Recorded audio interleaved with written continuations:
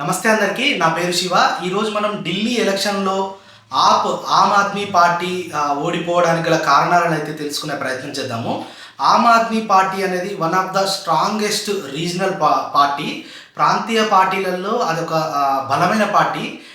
ఢిల్లీలోనే కాకుండా పంజాబ్లో కూడా ప్రభుత్వాన్ని ఏర్పాటు చేసింది గత ఎన్నికల్లో. ఇంకా ఈ పార్టీ ఒకానొక సమయంలో బీజేపీకి ఆల్టర్నేటివ్గా ఆమ్ ఆద్మీ పార్టీనే ఉంటుంది నార్త్లో అనే ఒక ఇండికేషన్స్ అనేది అయితే ఇచ్చింది. ఎక్కడ కూడా వీళ్ళు అంతే స్థాయిలో వీళ్ళు పోటీ కూడా ఇవ్వడం జరిగింది. కేజ్రీవాల్ గారు దాని ఒక తీవ్ర స్థాయిలో దేశంలో మొత్తం అన్ని రాష్ట్రాలకు కూడా వ్యాపింపజేసిండు ఈ ఆమ్ ఆద్మీ పార్టీ అనేది. వీళ్ళు 2013 నుంచి నిన్నటి వరకు 2025 వరకు కూడా నిన్నటికి ఈ సుదీర్ఘకాలంగా 12 సంవత్సరాల వరకు అధికారంలో ఉన్నారు.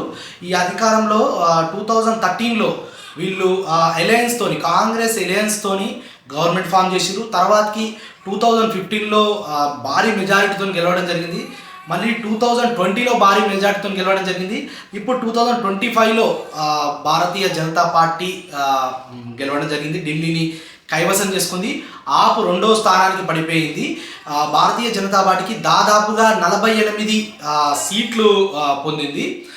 ఆప్ మాత్రం కేవలం ఒక 22 సీట్లతోనే పరిమితమైంది.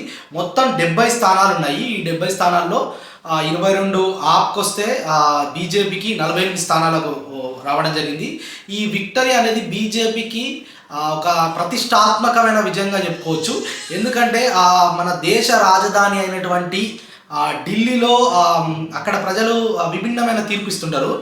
రాష్ట్రానికి వచ్చేసరికి మన అప్పుడు అంతకుముందు కాంగ్రెస్కి అవకాశం ఇచ్చారు, తర్వాతకి ఆమ్ ఆద్మీ పార్టీకి అవకాశం ఇచ్చారు. కానీ నరేంద్ర మోదీ గారు ప్రైమ్ మినిస్టర్ అయినప్పటి నుంచి 2014 నుంచి కూడా వీళ్ళకి బీజేపీ పార్టీకి అవకాశమే లేకుండా పోయింది. అక్కడ వాళ్ళు ప్రతిపక్షంలోనే కూర్చున్నారు. కానీ 27 సంవత్సరాల తర్వాతకి ఇప్పుడు ఢిల్లీ పీఠాన్ని బీజేపీ కైవసం చేసుకోవడం జరిగింది దాదాపుగా 27 సంవత్సరాల తర్వాతకి.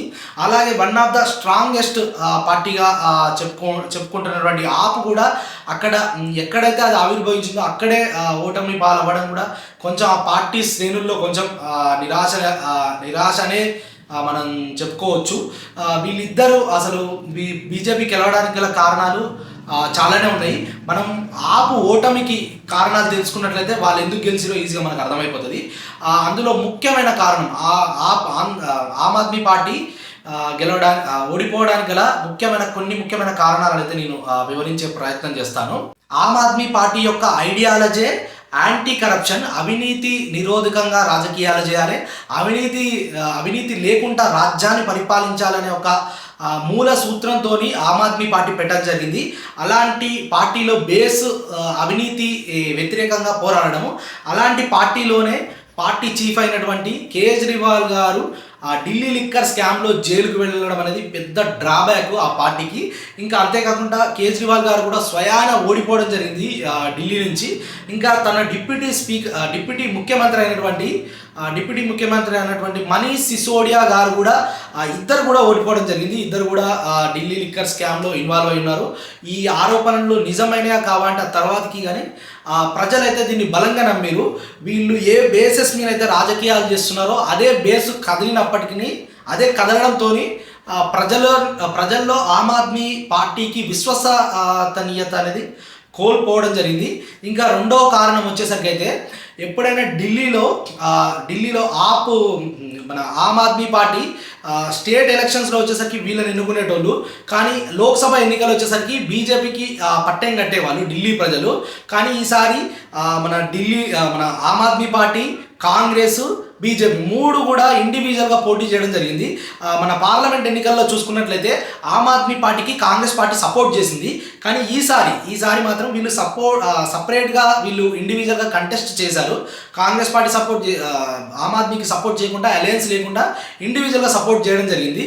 దీంతో అక్కడ మెజారిటీ ఆఫ్ ద స్థానాలు ఒక 20 నుంచి 25 స్థానాలు ఓట్లు చీలికలతోని ఓడిపోవడం జరిగింది. నేరో 4,000-5,000 ఓట్ల మెజారిటీతోని బీజేపీ క్యాండిడేట్స్ గెలవడం జరిగింది.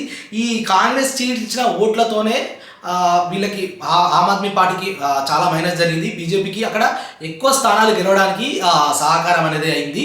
ఓట్ షేర్ వచ్చేసరికి ఆమ్ ఆద్మీ పార్టీకి 43.55 వచ్చింది. బీజేపీ పార్టీకి 45.85% వచ్చింది. ఇంకా కాంగ్రెస్ పార్టీకి 6% ఓట్లు రావడం జరిగింది. యాక్చువల్గా ఈ రెండు అలయన్స్ అయి ఉంటే అక్కడ మళ్ళీ ఆప్ అధికారంలోకి వచ్చేది. కానీ చాలా ప్రాంతాల్లో ఈ ఓట్ల చీలికతోనే ఓడిపోవడం జరిగింది. ఇదొక కారణంగా చెప్పుకోవచ్చు. రెండో కారణంగా చెప్పుకోవచ్చు, మొదటిది వాళ్ళ యొక్క ఐడియాలజీనే మన యాంటీ కరప్షన్, అవినీతిని నిరోధించడం, అవినీతి లేకుండా రాజకీయాలు చేయడం, అది వాళ్ళు మిస్ అయ్యారు. అక్కడ అవినీతి జరిగిన కేసులోనే స్వయాన పార్టీ అధ్యక్షుడే జైలుకు పోవడం కారణమైతే, రెండవ కారణం కాంగ్రెస్ పార్టీ ఇండివిజువల్గా కంటెస్ట్ చేయడం, త్రిముఖ పోటీ ఉండడంతో ఓట్లు చీలడం అనేది రెండవ కారణం. ఇంకా మూడో కారణం వచ్చేసరికి వీళ్ళు కొన్ని హామీలు ఇవ్వడం జరిగింది. ఢిల్లీలో ప్రజలకి పరిశుభ్రమైన వాటర్ ఇస్తామని, స్వచ్ఛమైన గాలి పీల్చుకోవడానికి అవకాశాలు దొరుకుతాయని, ఢిల్లీని రోడ్డుని బ్యూటిఫికేషన్ చేస్తామన్నారు.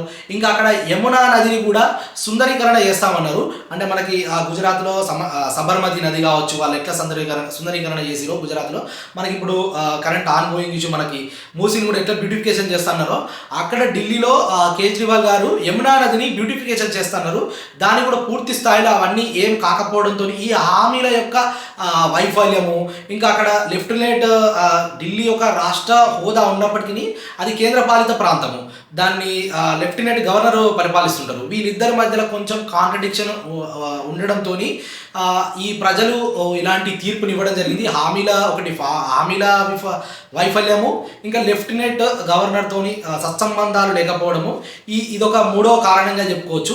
ఇంకా నాలుగవ విషయానికి వచ్చినట్లయితే, అక్కడ మేజర్గా బీజేపీ ఇచ్చిన హామీలు ప్రజల్లోకి చాలా బాగా వెళ్ళడం జరిగింది.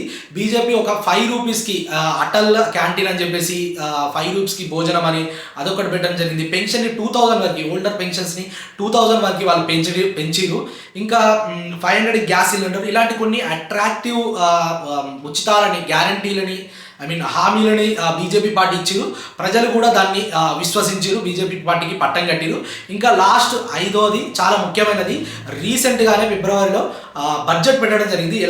ఎగ్జాక్ట్ ఢిల్లీ ఎలక్షన్స్ ముందే బడ్జెట్ సమావేశాలు అయినాయి. ఈ బడ్జెట్లో మేజర్ రిలీఫ్ మిడిల్ క్లాస్ వాళ్ళకి 12 lakhs వరకు పన్ను రాయితీని ఇచ్చిరు. 12 lakhs వరకు జీరో ట్యాక్స్ స్లాబ్ అనేది తీసుకురావడంతో మన అక్కడ మ్యాక్సిమం ఢిల్లీలో ఎడ్యుకేటర్స్ ఎక్కువ ఉంటారు, జాబర్స్ ఎక్కువ, కాబట్టి ఆ మిడిల్ క్లాస్ పీపుల్కి ట్యాక్స్ నుంచి ఎగ్జెప్షన్ ఎక్కువ స్థాయిలో దొరకడంతో బీజేపీ వైపుకి ఓట్ షేర్ కూడా మ్యాక్సిమం పోలరైజ్ అయిపోయింది. అందుకోసం ఇది కూడా ఒక కారణంగా చెప్పుకోవచ్చు. యూనియన్ బడ్జెట్ ఒకటి, హాప్ డెవలప్మెంట్లో వైఫల్యం అవ్వడం ఒకటి, బీజేపీ ఒక మంచి ఆకర్షితమైన హామీలు ఒకటి, 4వది వచ్చేసరికి వీళ్ళు కోర్ ఫౌండేషన్ అయినటువంటి యాంటీ కరప్షన్కి వీళ్ళు కరెక్ట్ ఫాలో కాకపోవడం, వీళ్ళే నాయకులే అందులో ఇన్వాల్వ్మెంట్ కావడం కావచ్చు, ఇంకోటి కొన్ని డెవలప్మెంట్ యాక్టివిటీస్ నెరవేర్చకపోవడం, ఇలాంటి కారణాల వల్ల ఆమ్ ఆద్మీ పార్టీ ఓడిపోవడం జరిగింది. ఈ మేజర్ కారణాలు ఆమ్ ఆద్మీ పార్టీ ఓడిపోవడానికి ప్రధాన కారణాలుగా చెప్పుకోవచ్చు. నా ఎక్స్ప్లెనేషన్ నచ్చినట్లయితే మన ఛానల్ని ఖచ్చితంగా సబ్స్క్రైబ్ చేసి మీ దోస్తులందరికీ షేర్ చేసి షేర్ చేయండి.